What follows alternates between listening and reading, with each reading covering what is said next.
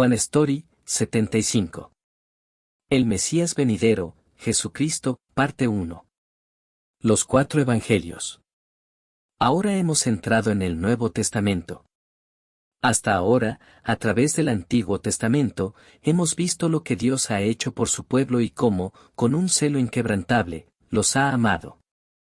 Aunque el pueblo de Israel vivió repetidamente en desobediencia y rebelión, terminando en destrucción, vimos que esa destrucción no fue el final definitivo. De hecho, esa misma destrucción ya había sido prevista antes de que entraran en la tierra de Canaán, e incluso antes, cuando Dios llamó a Abraham. No, incluso antes de la creación del mundo, ya era parte del propósito eterno de Dios.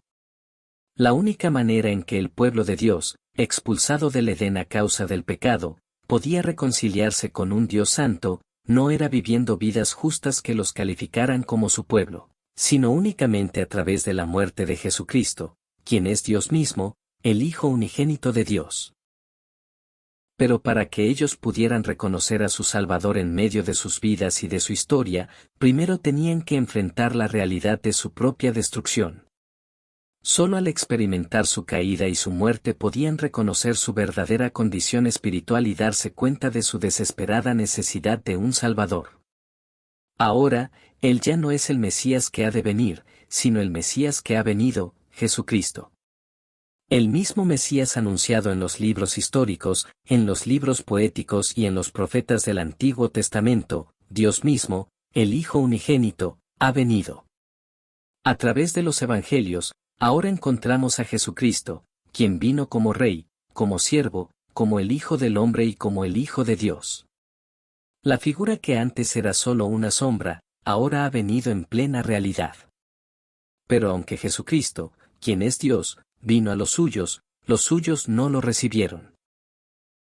El Mesías, Jesucristo, vino para salvar al pueblo de Dios por la voluntad de Dios, mediante la sangre derramada en la cruz, para darles vida. Pero el Mesías que ellos esperaban y anhelaban era uno que ejerciera poder político, económico y militar, un rey según los criterios de este mundo. Y así comienza esta historia, Jesucristo, Dios mismo, entrando en la tierra de Dios como el Salvador prometido, pero no siendo recibido, y finalmente muriendo en la cruz para salvar al mismo pueblo que lo rechazó. Esta es la historia paradójica que ahora se desarrolla, sobre el trasfondo de todo el Antiguo Testamento. 4 Evangelios, 4 perspectivas, un solo Evangelio. El Evangelio de Mateo fue escrito por el apóstol Mateo, quien había sido recaudador de impuestos. Mateo presenta a Jesucristo, el Mesías que vino para los judíos, como el tan esperado Rey de los judíos. El pueblo judío había estado esperando a un rey de los judíos desde la caída del reino de David.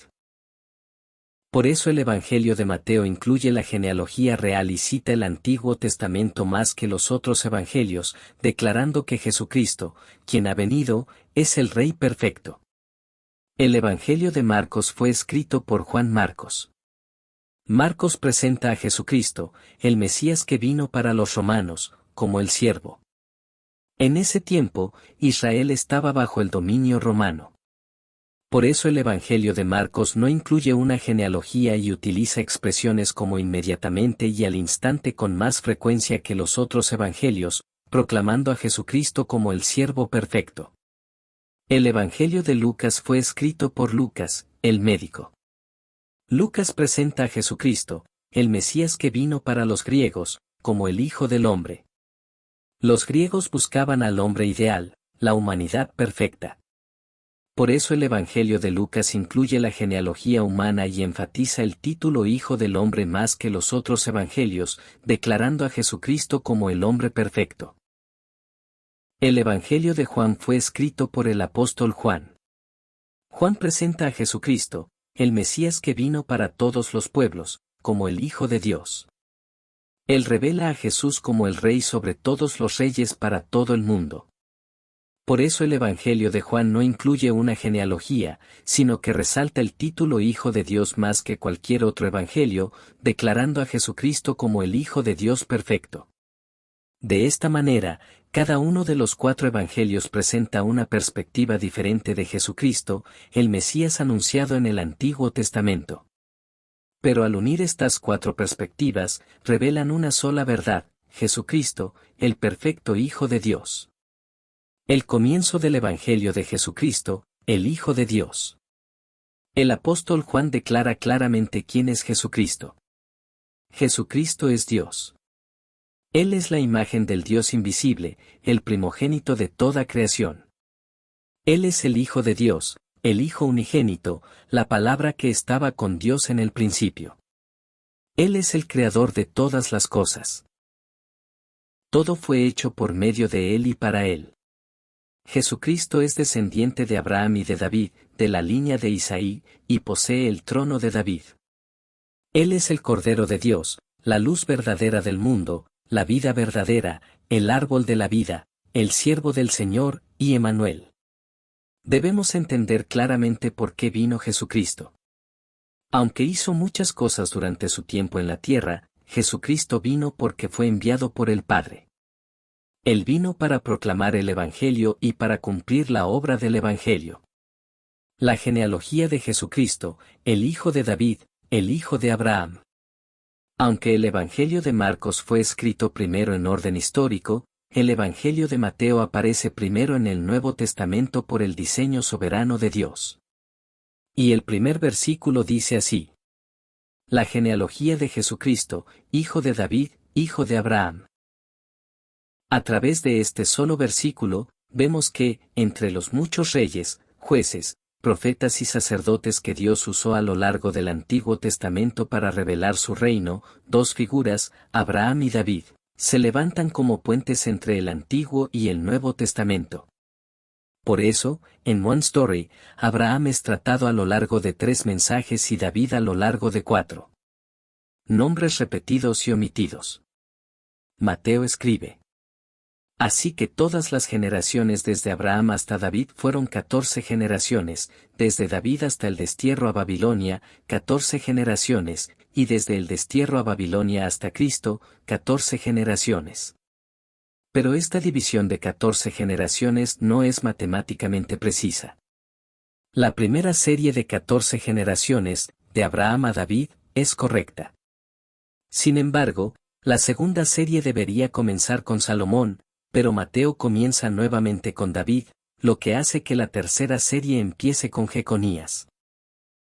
Esto significa que Mateo debió haber incluido a Joacim, el padre de Jeconías. Desde David hasta Joacim, incluyendo a Atalía, hubo un total de 20 reyes. Entre ellos, los nombres de Ocosías, Atalía, Joás, Amasías, Joacás y Joacim son omitidos. Mateo, quien, en esencia, era como el contador público de los evangelios, y quien cita el Antiguo Testamento más que cualquier otro autor, no pudo haber cometido un simple error de conteo. La respuesta está dentro de las Escrituras. One Story aborda este tema en los mensajes sobre los reyes de Judá. A través del Antiguo Testamento, podemos ver claramente la razón. No debemos olvidar el papel que juegan las genealogías en la Biblia.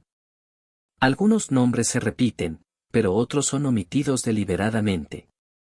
Y le pondrás por nombre Jesús. La Biblia declara claramente el motivo por el cual Jesucristo vino a esta tierra a través de su nombre. Y le pondrás por nombre Jesús, porque Él salvará a su pueblo de sus pecados. Así es. Jesús vino para salvar a su pueblo de sus pecados. Debemos entender esto con claridad. Jesús describe repetidamente a su pueblo como los que han nacido de Dios, los que el Padre me da, los que el Padre atrae, los que el Padre les ha concedido venir a mí, y dice, yo conozco a mis ovejas. Esto deja en claro que Jesucristo no vino para toda la humanidad de manera indiscriminada, sino para el pueblo de Dios dentro de la humanidad. Y Jesús no vino para satisfacer sus necesidades terrenales, sino para salvarlos del pecado y darles vida eterna. Y lo llamarán Emmanuel. Jesús vino con el nombre de Emmanuel, que significa Dios con nosotros.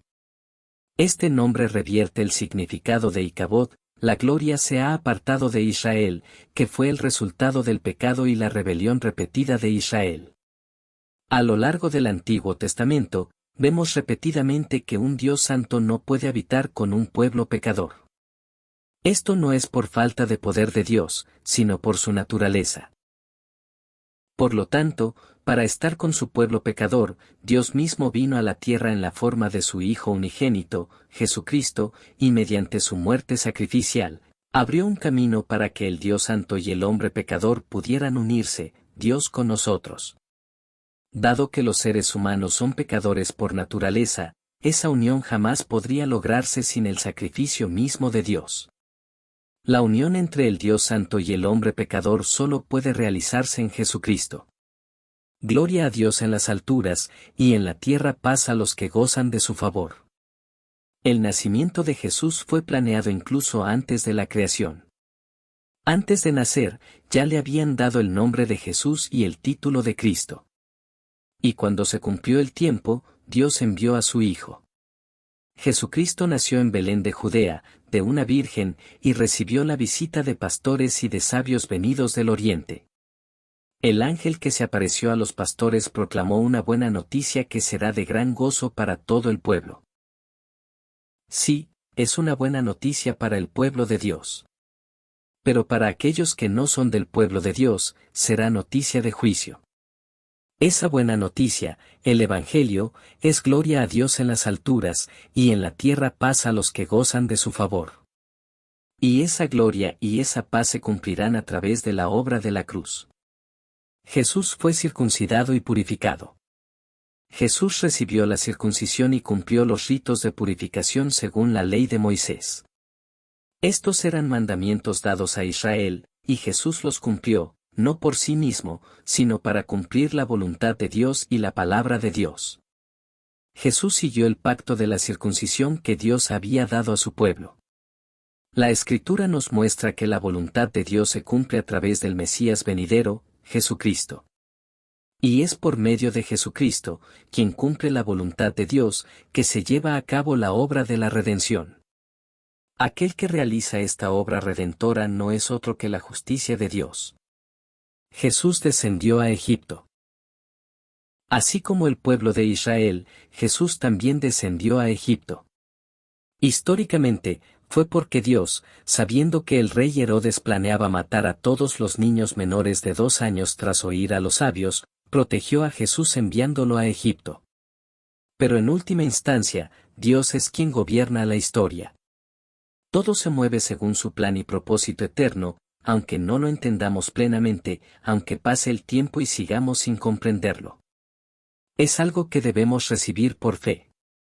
La Escritura ya explica la razón: de Egipto llamé a mi hijo. El mismo Jesús dijo: mi reino no es de este mundo. Mi reino es de otro lugar.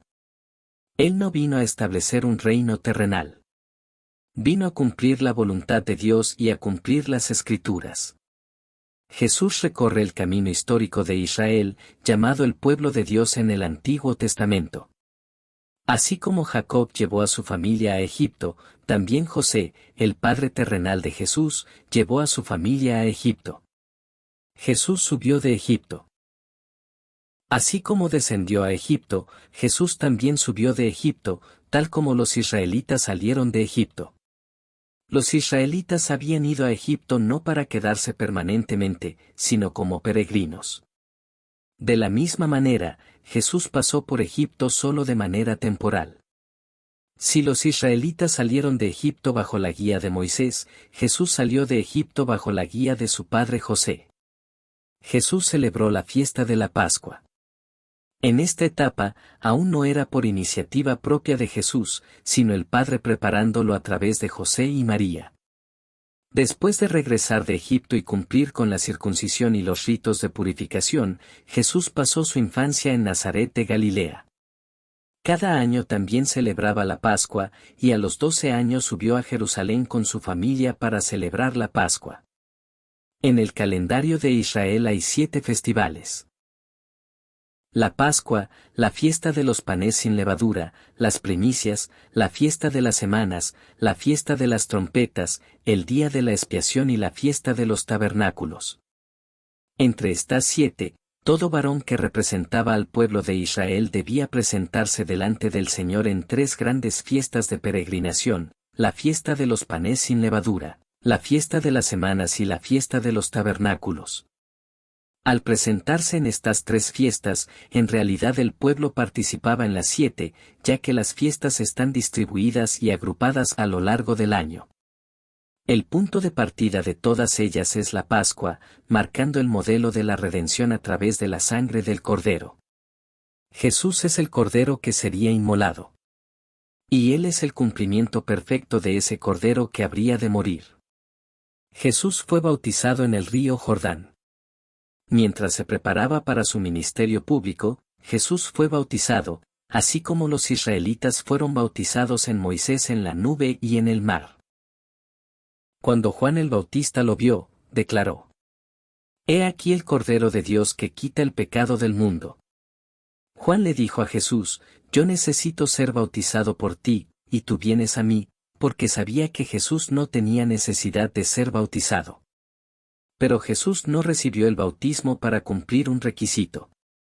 Le respondió a Juan: «Déjalo así por ahora, porque conviene que cumplamos toda justicia».